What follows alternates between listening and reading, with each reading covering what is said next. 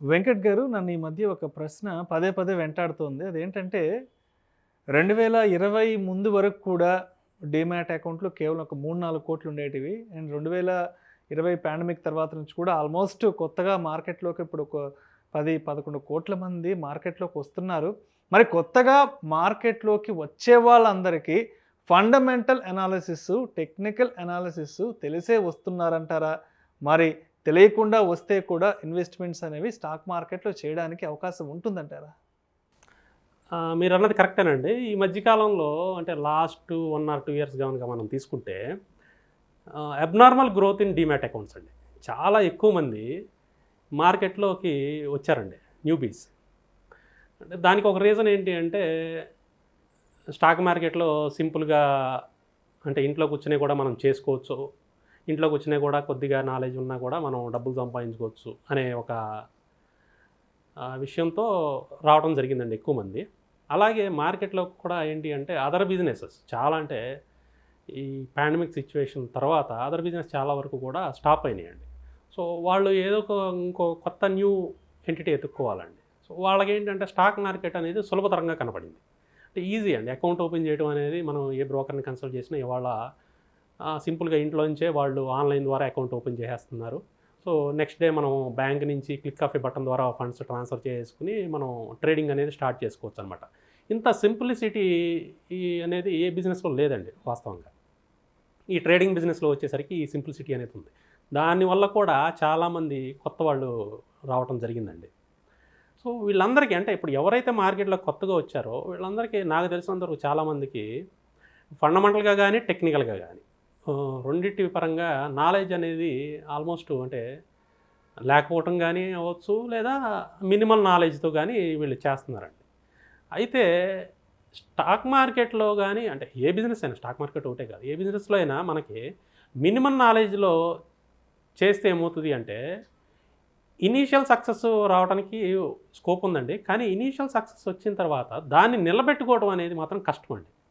Only experienced వాళ్ళే ఆ initial వచ్చే సక్సెస్ని నిలబెట్టుకుంటారండి. ఆ ఎక్స్పీరియన్స్ అనేది ఎప్పుడు వస్తుందండి, మనం మన లెర్నింగ్ కర్వ్ని ఇంప్రూవ్ చేసుకున్నప్పుడు. అంటే ఈ లాస్ట్ 2 ఇయర్స్లో ఎవరైతే కొత్తగా అకౌంట్లు ఓపెన్ చేశారో వాళ్ళు కొద్దిగా నేర్చుకుని అంటే ఎంతవరకు కావాలో అంతవరకు మాత్రమే నేర్చుకుని వాళ్ళు దాన్ని ఇంకా ఇంప్రూవ్ చేసుకుంటే వాళ్ళు ఇంకా ట్రేడింగ్ కెరీర్లో కానీ ఇన్వెస్ట్మెంట్ కెరీర్లో కానీ సక్సెస్ అవ్వడానికి ఛాన్సెస్ ఉన్నాయండి.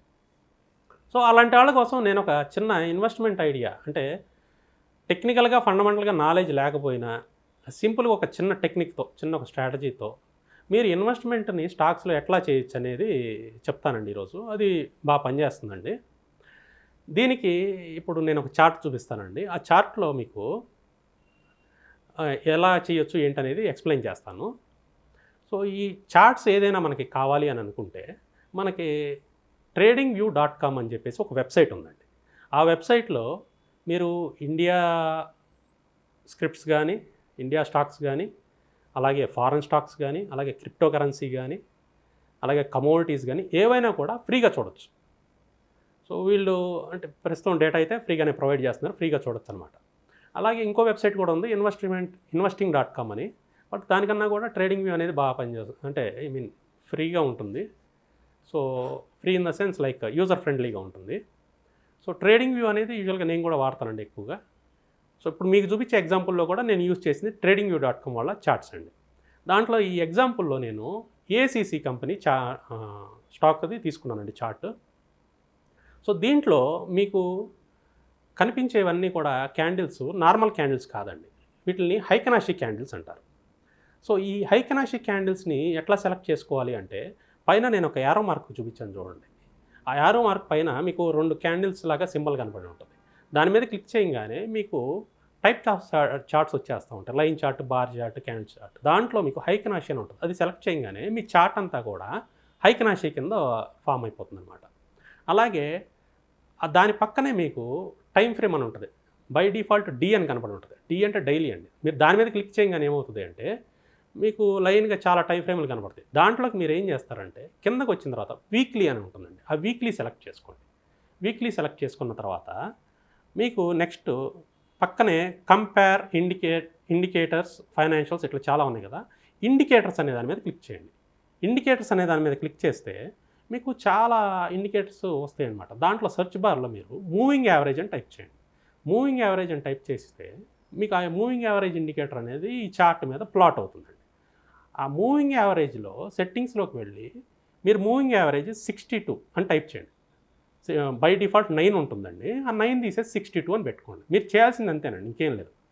ఒక మూవింగ్ యావరేజ్ పెట్టుకుంటారు 62తో, హైకనాషి క్యాండిల్స్ పెట్టుకుంటారు, వీక్లీ టైం ఫ్రేమ్ పెట్టుకుంటారు. ఈ 3 మాత్రమే. ఏ స్టాక్కైనా మీరు దీన్ని యూఎస్ స్టాక్స్కి పెట్టుకోవచ్చు, కరెన్సీకి పెట్టుకోవచ్చు, కమోడిటీకి పెట్టుకోవచ్చు, క్రిప్టోకి పెట్టుకోవచ్చు, దేనికైనా పెట్టుకోవచ్చు అండి. సో ఈ సెట్టింగ్స్ కనుక మీరు ప్లాట్ చేసుకున్న తర్వాత ప్రతి స్టాక్కి మీరు మార్చాల్సిన అవసరం లేదు. దీన్ని సేవ్ చేసుకుంటే చార్ట్ లేఅవుట్ సేవ్ అయిపోతుందండి. మీరు నెక్స్ట్ టైం ఓపెన్ చేసినప్పుడు సేమ్ లేఅవుట్తో ఓపెన్ అవుతుంది. జస్ట్ పైన స్టాక్ పేరు మార్చుకుంటే సరిపోతుంది. సో ఇట్లా అయిపోయిన తర్వాత మీకు ఏమవుతుందంటే కింద చార్ట్ మొత్తం వచ్చేసింది కదండి. ఒక గీత వచ్చి ఉంటుంది, బ్లూ కలర్లో ఒక గీత. దానిపైన మీకు క్యాండిల్స్ అన్నీ వచ్చేసింది రెడ్ గ్రీన్తో. సో ఆ క్యాండిల్స్ ఏంటంటే హైకనాషి క్యాండిల్స్ అనమాట. సో ఇక్కడ మనము చేయాల్సింది ఏంటి అంటే ఏదైనా హైకనాషి క్యాండిల్ కింద నుంచి ఆ మూవింగ్ యావరేజ్ లైన్ని క్రాస్ చేసుకుని పైకి వెళ్ళిపోయి క్లోజ్ అయితే ఆ హైకనాషి క్యాండిల్ ఎలా ఉండాలి అంటే ఒకవైపు మాత్రమే తోక ఉండాలి, కింద వైపు తోక ఉండకూడదు, పై వైపు మాత్రమే తోక ఉండాలి. గ్రీన్ కలర్ ఉన్న హైకనాషి క్యాండిల్ కింద వైపు ప్లెయిన్గా ఉండాలండి, పైన మాత్రమే తోక ఉండాలి. అలాంటి హైకనాషి క్యాండిల్ ఏదైతే మీకు ఈ మూవింగ్ యావరేజ్ లైన్ దగ్గర ఉంటుందో, ఆ క్రాస్ అయి పైకి వచ్చి ఉంటుందో, ఆ క్యాండిల్ హై పైన మీరు కొనండి. ఆ క్యాండిల్ హై పైన కొనండి. ఆ క్యాండిల్లోనే స్టాప్ లాస్ కింద మెయింటైన్ చేయండి. ఆ క్యాండిల్ హై పైన కొన్న ఇప్పుడు మనం చెప్పుకున్న ఏసీసీ దాంట్లో ఇక్కడ మనకి ఈ వీక్లీ హైకనాషి క్యాండిల్ ఏదైతే ఉందో ఆ క్యాండిల్ హై వచ్చేసి మనకి 1453 ఉందండి. 1453 దగ్గర మనం బై చేస్తే దానికి స్టాప్ లాస్ ఎంత అండి? ఆ క్యాండిల్లోనే అని చెప్పాను కదా, ఆ క్యాండిల్లో వచ్చేసి 1360 అండి. ఈ 1360 స్టాప్ లాస్ మెయింటైన్ చేస్తా. ఇది ఇన్వెస్ట్మెంట్ కోసం, ఎందుకంటే వీక్లీ టైం ఫ్రేమ్ కదా. ఎవ్రీ క్యాండిల్ రిప్రజెంట్స్ 1 వీక్ అండి.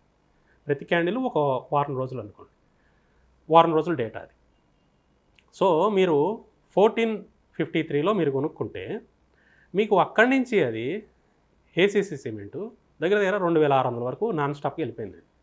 సో మీరు మధ్యలో ఎక్కడ కావాలంటే అక్కడ ప్రాఫిట్ బుక్ చేసుకోవచ్చు. మీకు 10% కావాలంటే 10%, 20% కావాలంటే 20, 30. సో ప్రాఫిట్ టార్గెట్ అనేది నేను చెప్పనండి, ఎందుకంటే కొంతమందికి పెద్ద టార్గెట్లు కావాలి, కొంతమందికి చిన్న టార్గెట్లు అయినా చాలు. సో ఎవరి రిస్క్ అపటైట్, ఎవరి గ్రీడ్ని బట్టి వాళ్ళు టార్గెట్ను మెయింటైన్ చేసుకోవచ్చండి. బట్ కొనుక్కునే విధానం అయితే ఇదండి. ఇంకా ఏదైనా స్టాక్ మూవింగ్ యావరేజ్ కనుక పైన ఉంటే దాన్ని ఎలా కొనుక్కోవాలి? సో దానికి ఏం లేదండి.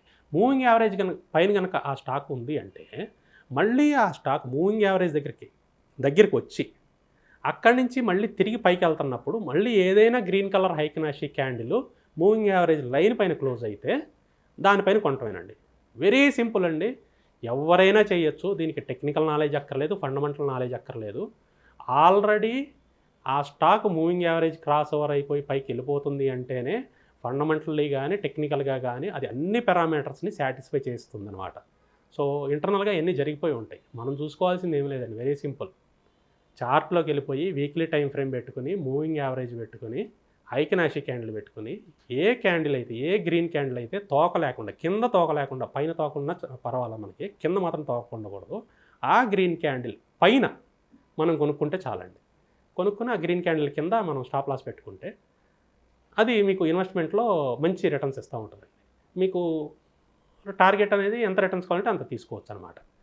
సో దీంట్లో ఏంటంటే కొన్నిసార్లు మనకి స్టాప్ లాస్ కొట్టి మళ్ళీ అటు నుంచి కిందకి వెళ్ళిపోయే ఛాన్సెస్ కూడా ఉంటాయి. స్టాప్ లాస్ కొడితే ఏంటంటే అక్కడితో మనం దాంట్లోంచి బయటకు వచ్చేస్తాం కాబట్టి ఇంకో స్క్రిప్ట్లోకి వెళ్ళిపోయి ఈ లాస్ ఏదైతే ఉంటే అది కవర్ చేసుకోవచ్చు. ఎందుకంటేనండి ఏ స్ట్రాటజీ అయినా 100% సక్సెస్ రేషియో ఉండదండి. 100% సక్సెస్ రేషియో ఉంటే మనందరం ఇక్కడ ఉండం కాదండి, అందరం దేవుళ్ళమే. సో ఒకటి గుర్తుపెట్టుకోండి, 100% సక్సెస్ అనేది మీరు ఎక్స్పెక్ట్ చేయొద్దు ఎవరి దగ్గర నుంచి కూడా. మనకి మ్యాక్సిమం సక్సెస్ రేట్ ఉంటే చాలన్నమాట. మ్యాక్సిమం సక్సెస్ రేట్ ఉండాలి. ప్లస్ మనం చేసే అట్లా ఇందాక మనం చెప్పుకున్నట్లుగా రిస్క్ రివార్డు మినిమం 1:2 ఉంటే డబ్బులు అనేది బాగా అక్యుములేటివ్ అవుతూ ఉంటాయండి. సో ఇదండి విష్ణు గారు, అంటే సింపుల్ ఇన్వెస్ట్మెంట్ స్ట్రాటజీ ఎవరైనా చేసుకోవడానికి వీలుగా ఉండేది. Right, thank you so much Venkata గారు. స్టాక్ మార్కెట్లో ఫండమెంటల్ అనాలిసిస్, టెక్నికల్ అనాలిసిస్ తెలియకుండా కూడా ఏ విధంగా ఇన్వెస్ట్ చేయొచ్చు అనే అంశం గురించి ప్రేక్షకులకు మీ విశ్లేషణ ద్వారా చాలా చక్కగా వివరించారు. Thank you so much Venkata garu. Thank you Vishnu గారు.